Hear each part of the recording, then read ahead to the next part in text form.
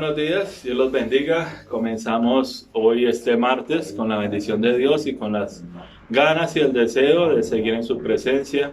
Hoy es un día para escribir en las páginas de nuestra vida el amor y la misericordia divina. Y quiero agradecer porque ha llegado a nuestro hogar otro abuelito que estaba pasando situación muy grande de necesidad, de dificultades, de soledad. Y yo creo que casi de hambre. Se llama Julio, viene de Santa Isabel, Tolima. Es un hombre pues como muy entendido, muy charlador. Qué rico que cuando pase la epidemia pudiéramos reservar un tiempito, los que estemos más o menos cerca, porque hay personas que ven este video que están bastante lejos, pero en cualquier momento que pudiéramos pagar por la fundación, dejamos un tiempo para hablar. Puede que las personas que digan, no, pero es que yo para hacer oficio no tengo fuerza, yo para dar dinero no puedo, bueno, pero puede estar un momento, hacer compañía, dialogar un rato, escuchar. A veces ni siquiera es uno hablar, es escuchar. Y ya eso es una ganancia muy grande y es una de las grandes ausencias que muchos de nosotros tenemos. Nos cuesta escuchar. Queremos estar haciendo cosas o hablando cosas, pero cuando nos toca sentarnos a escuchar, tenemos una dificultad muy grande. Me acuerdo algún día que en un retiro espiritual había un predicador muy bueno, un predicador que tocaba el corazón, que llegaba al alma, que ponía ejemplo, nos hacía reír, nos sentíamos congraciados todos mis compañeros y yo, nos parecía muy rico ir a sus charlas, y yo entonces dije, voy a confesarme con él. Y bueno, se dio la oportunidad, le dije, padre, quisiera que me regalara un momentico para confesarme. Me dijo, bueno. Y después de un almuerzo, algo así, me confesé, pero yo me di cuenta que predicaba muy lindo, pero ya cuando era para hablar, para escuchar, ya no era capaz. ¿Sí? Tenía ese don de llegar al corazón de las personas, pero una fragilidad en que cuando ya nos toca sentarnos a escuchar la vida del otro, no. Y creo que ese es uno de mis problemas graves, un pecado, y les cuento.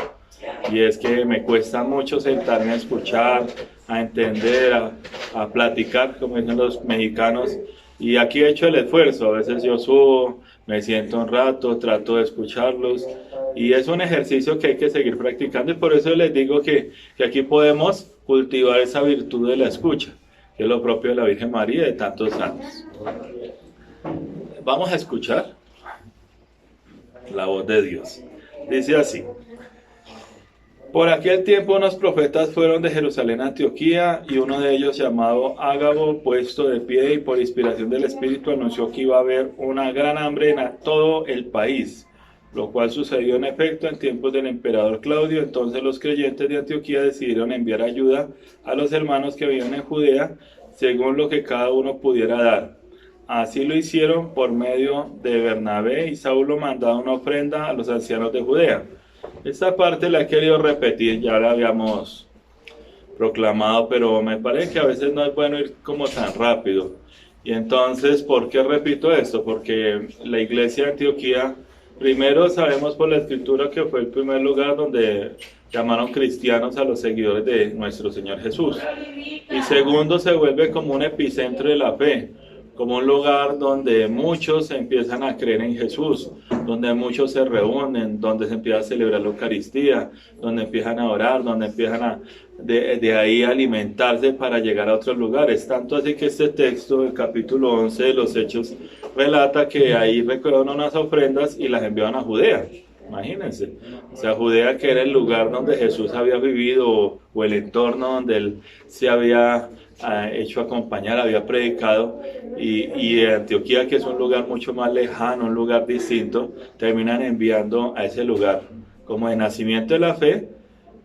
Termina siendo un lugar donde reciben ayudas de otra parte donde hasta ahora estaban creyendo, ¿sí?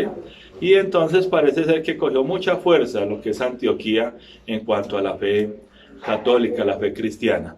Me llama la atención porque aquí desde la parroquia tuvimos la oportunidad de ir a Antioquía de Siria, incluso en el límite de la guerra que hay en toda esa zona. que hay una guerra grande en Siria, en Irak, todo eso allá estuvimos nosotros con un grupito de personas de la parroquia. Me llamó la atención que lo que fue el epicentro de la fe cristiana estaba reducido a un cuartico tan grande como este oratorio, donde se reunían creo que 10 o 12 personas, eran los católicos de toda Antioquía hace 3 años. Imagínense, hace 3 años, y los católicos de toda Antioquía terminaron reduciéndose a unos 12 o 13 personas.